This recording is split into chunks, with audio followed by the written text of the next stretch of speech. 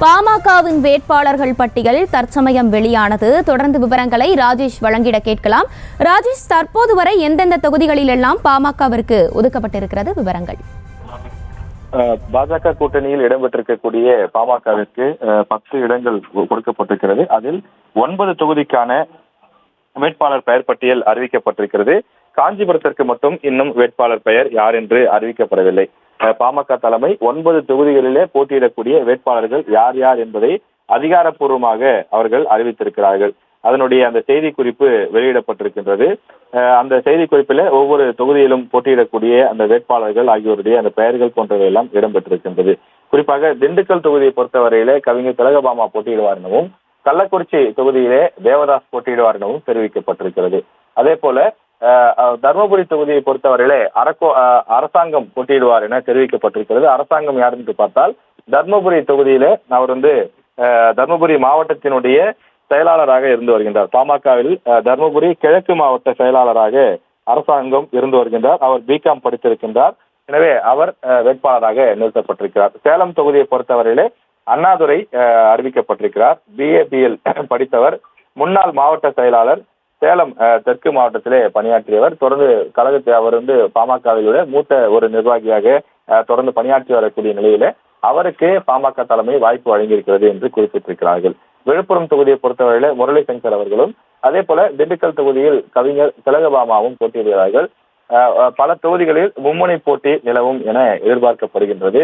காரணம், திமுக, அதிமுக அதே போல பாமக வேட்பாளர்களும் வலுவாக களமிறங்கி இருக்கக்கூடிய காரணத்தால் 3 வேட்பாளர்களில் யார் இறுதியில் வெற்றி வாக்கு சூட போகிறார்கள், அதிமுக கூட்டணியா, திமுக கூட்டணியா அல்லது பாஜக கூட்டணியா என்ற ஒரு பெருத்த எதிர்பார்ப்பு எழுந்திருக்கின்றது. பல தொகுதிகளில் இது போன்று மும்முனை போட்டிகள் ஏற்பட்டுள்ளது. அதுதான் நம் திரையில பார்த்து கொண்டிருக்கிறோம். ஆரணி தொகுதியை பொறுத்தவரையிலே திரு தரணிவேந்தன், அதே போல் திரு கஜேந்திரன், திரு கணேஷ்குமார் ஆகியோர் போட்டியிடுகிறார்கள். இந்த 3 பேரில் யார் போட்டியில வெற்றி பெறப் போகிறார்கள்? ஏனென்றால் 3 பேருமே அந்த மண்ணின் மைந்தர்கள், அந்த தொகுதியிலே நன்கு பரிச்சயமான நபர்கள். எனவே அதில் யார் வெற்றி பெறப் போகிறார் என கேள்வி எழுந்துள்ளது. மயிலாடுதுறையை பொறுத்தவரையிலே அதிமுக மற்றும் பாமகவிற்கு நேரடியாக போட்டி உருவாகியுள்ளது. அந்த தொகுதியை பொறுத்தவரையில் திமுக கூட்டணியில் காங்கிரஸ் கட்சிக்கு ஒதுக்கி இருக்கிறார்கள். எனவே அதில் யார் வெற்றி பெறப் போகிறார் என்ற எதிர்பார்ப்பு உள்ளது. கள்ளக்குறிச்சி தொகுதியை பொறுத்தவரையிலே திமுக, அதிமுக அதே போல பாமக அந்த 3 கட்சிகளும் மோதக்கூடிய ஒரு சூழல் இருக்கின்றது. திமுக சார்பில் ஏவா வேலு அவர்களுடைய ஆதரவாளராக அறியப்பட்ட மலையரசன் அவர்கள் போட்டியிடுகின்றார். குமரகுரு கள்ளக்குறிச்சியினுடைய மாவட்ட செயலாளர் அவர் போட்டியிடுகின்றார். தர்மபுரி தொகுதியை பொறுத்தவரையிலே திமுகவில் இதற்கு முன்பு டாக்டர் செந்தில் இருந்து வந்தார்.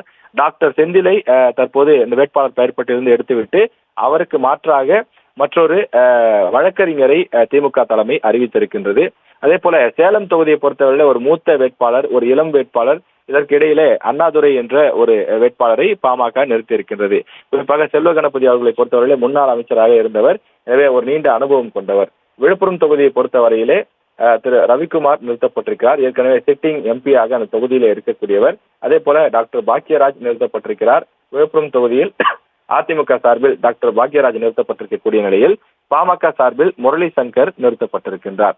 இந்த மும்முனை போட்டியாக விழுப்புரத்தில் உருவாகி இருக்கின்றது. அதே போல ஒரு திடீர் திருப்பமாக கடலூர் தொகுதியை பொறுத்தவரையிலே தங்கர் பச்சான் நிறுத்தப்பட்டிருக்கிறார். கடலூரில் இயக்குனர் தங்கர் பச்சான், நமக்கு தெரியும், திரைப்படங்கள் இயக்கக்கூடியவர், பல்வேறு திரைப்படங்களை இயக்கியிருக்கக்கூடிய தங்கர் பச்சான் வேட்பாளராக நிறுத்தப்பட்டிருக்கின்றார். அவருடைய இந்த அறிவிப்பும் பாமக தலைமை வெளியிட்டிருக்கின்றது. தொடர்ந்து நாம் திரையிலே பார்க்கின்றோம். பாமக வேட்பாளர் பட்டியலை வெளியிட்டிருக்கிறார்கள். திண்டுக்கல், அரக்கோணம், ஆரணி உள்ளிட்ட 9 தொகுதிகளுக்கான வேட்பாளர் பெயர் பட்டியல் வெளியாகி இருக்கிறது. பாமக சார்பில் மயிலாடுதுறையிலே ஆடுதுறை சேர்மனாக தற்போது இருக்கக்கூடிய ஸ்டாலின் தற்போது அறிவிக்கப்பட்டிருக்கின்றார்.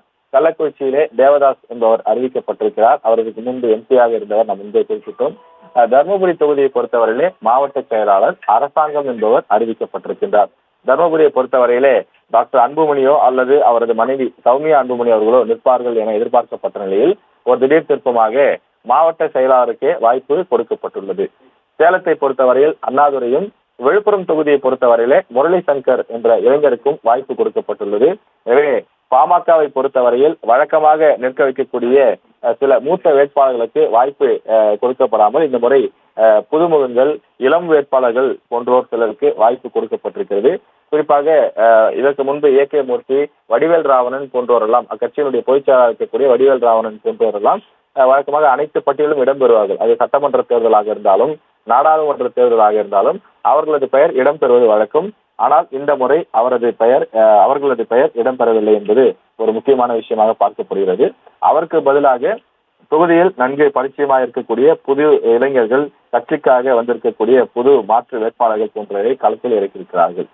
மயிலாடுதுறையில் அதிமுக சார்பில் பாபு என்பவர் நிறுத்தப்பட்டிருக்கிறார். இவருடைய தந்தை ஏற்கனவே எம்எல்ஏவாக இருந்தவர்.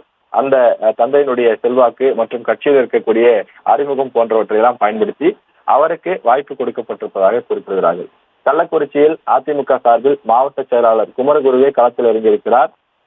அதே போல திமுகவில் மலையரசன் என்பவர் களமிறக்கப்பட்டிருக்கிறார்.